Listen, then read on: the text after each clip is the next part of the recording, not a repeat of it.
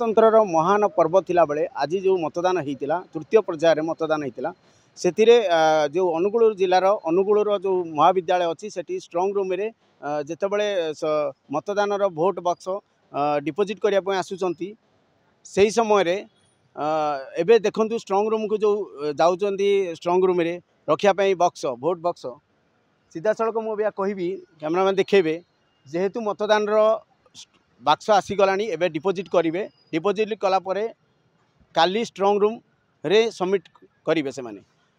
सीधा सड़क देखिपे अभी बस गोटे पर गोटे बस लगुच तापर जो मैंने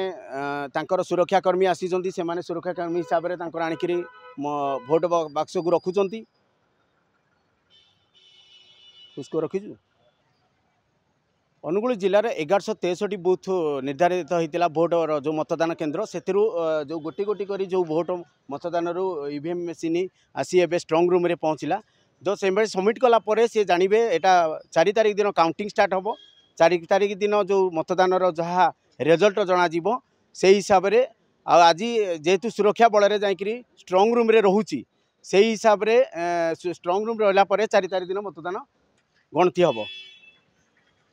Angul Umakant Sahu report focus plus.